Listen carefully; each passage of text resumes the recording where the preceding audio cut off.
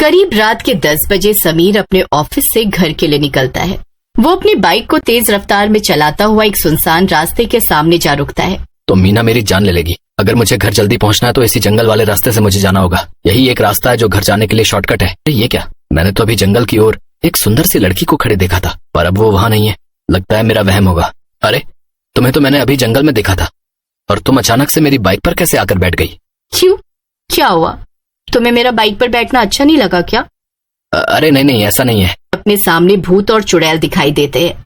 समीर घबराते हुए एकदम से बाइक रोकता है कि तभी उसके पीछे सीट पर बैठी सुंदर लड़की भी डरावनी चुड़ैल के रूप में बदल जाती है, और वो समीर के कंधे पर जैसे ही अपना हाथ रखती है, समीर उस हाथ के बड़े बड़े नाखूनों को देखकर डर जाता है, और जैसे ही वो पीछे मुड़कर देखता है तो उसके होश उड़ जाते हैं। अरे क्या हुआ?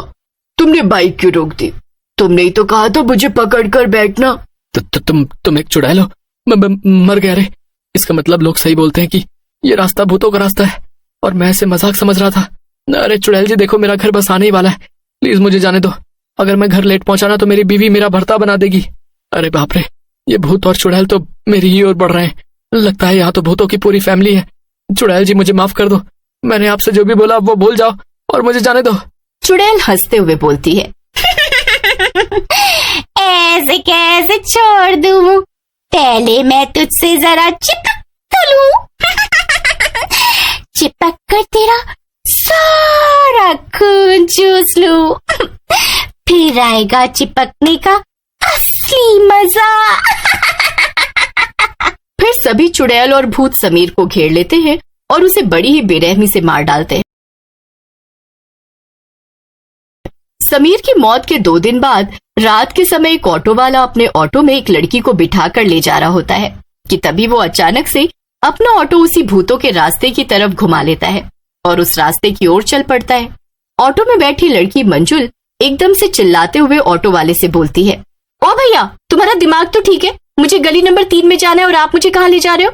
आपको पता भी है जिस रास्ते पर आप अपना ऑटो ले आए हो ये कोई आम रास्ता नहीं है, बल्कि ये भूतों का रास्ता है। इस रास्ते में रात में कोई आने जाने की हिम्मत तक नहीं करता है। अब जल्दी से ऑटो गली नंबर 3 की तरफ घुमाओ, नहीं तो। ऑटो वाला भूतों के रास्ते के बीचों बीच अपना ऑटो रोकता है और मंजुल से बोलता है, नहीं तो क्या करोगे हैं? अरे रात के सुहाने मौसम में मेरे ऑटो में इतनी सुंदर जवान लड़की आकर बैठी है और उसे मैं ऐसे ही अपने हाथों से जाने दूं?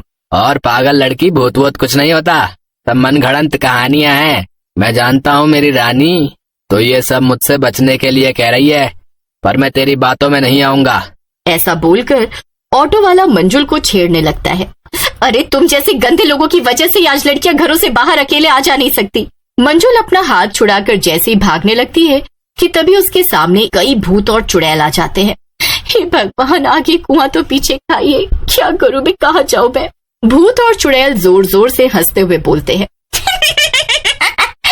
लगता है शहर के लोग भूल गए कि ये भूतों का रास्ता है, तभी तो एक के बाद एक मरने के लिए यहाँ आ जाते हैं। पहले इस ऑटो वाले को पकड़ते हैं, जैसे इसने इस लड़की को पकड़ा था, तभी आएगा असली मजा। मर गया रे, ये मैं किस रास्ते आ गया? अरे भूत भाई, चुड़ैल बहन, मुझे जाने दो, मुझसे गलती हो गई जो मैं आपके रास्ते पे आ गया, कृपा करके मुझे बख्श दो। भूत गुस्से में ऑटो वाले का गला पकड़ लेता है। ऑटो वाला जोर जोर से चिल्लाता है, पर भूत उसका गला नहीं छोड़ता।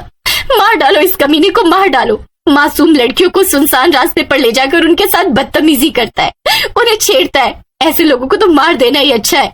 तुम सही बोल रही हो लड़की, इन जैसे लोगों की वजह से ही लोग लड़कियों को अकेले बाहर भेजने, उन्हें बाहर काम पर जाने से रोकते हैं। इन्हें जीने का कोई हक नहीं है। भूत भाई, इस ऑटो वाले को इतनी बुरी तरह मारना कि इसे इसके अपने भी पहचानने से मना कर दे। ऑटो वाला मंजुल से माफी मांगता है, पर मंजुल और भूत उसकी एक नहीं सुनते और उसे बड़ी ही बेरहमी से मौत के घाट उतार देते हैं। मंजुल रोते हुए भूत और चुड़ैल से कहती है, मैं इस रास्ते से नहीं जाना चाहती थी, क्योंकि मैं जानती हूँ ये रास्ता भूतों का रास्ता है, पर ये ऑटो वाला अपनी हवस मिटाने के चक्कर में मुझे इस रास्ते से ले आया। हे भगवान, अब मैं क्या करूँ? घर पर मेरी माँ मेरा इंतजार कर रही होगी। तुम्हें हमसे डरने की जरूरत नहीं है। हम शैतान जरूर हैं, पर हम शैतानों में अभी भी इंसानियत बाकी है। आज इंसान अपनी हवस मिटाने के चक्कर में शैतान बनता जा रहा है। खैर, तुम्हें हम कुछ नहीं कहेंगे, तुम यहाँ से जा सकती हो। और हाँ, ध्यान से जाना, कहीं फिर कोई गलत आदमी के ऑटो में मत बैठ जाना। मंजुल भूत की बात से बहुत हैरान होती है और वो वहाँ से चली जाती है। अगली सुबह मंजुल अपने ऑफिस पहुंचकर अपने ऑफिस में काम कर रहे सभी लोगों को भूतों के रास्ते वाली सारी बात बताती है। तभी मंजुल की बात पर हंसते हुए उसके ऑफिस में काम करने वाला नरेश बोलता है, क्या बात है मंजुल, उस भूत और चुड़ैल ने तुम्हें कुछ नहीं कहा पर ऑटो ड्राइवर को मार डाला। अरे मुझे तुम्हारी इस कहानी पे बड़ी हंसी आ रही है। अरे इतनी पढ़ी लिखी होने के बाद भी तुम भूत प्रेतों में विश्वास रखती हो, हैं? वैसे ये कहानी मैं अपने बच्चों को सुनाऊंगा, कम से कम वो तो डर के जल्दी सो ही जाएंगे।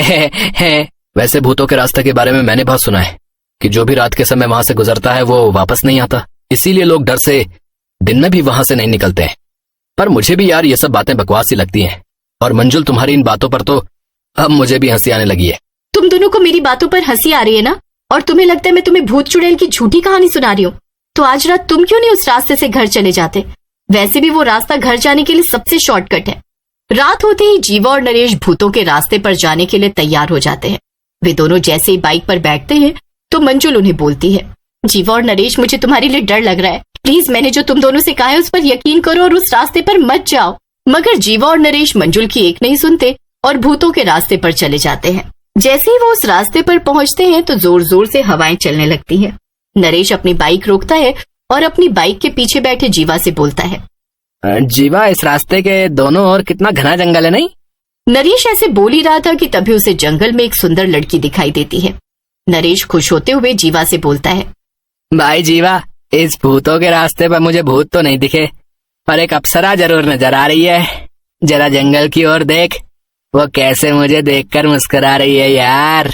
ऐसा बोलकर वो दोनों मुस्कुराने लगते हैं कि तभी वो सुंदर लड़की जंगल से निकलकर उन दोनों के सामने आ खड़ी होती है और देखते ही देखते चुड़ैल का रूप ले लेती है।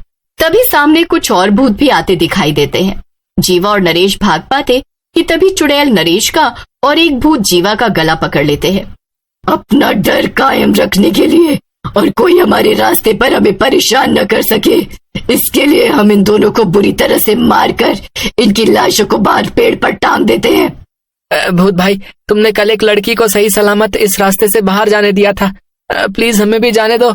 मेरे छोटे छोटे बच्चे हैं, मैं आपके पैर पड़ता हूँ, मेरे बच्चों की खातिर मुझे जाने दो।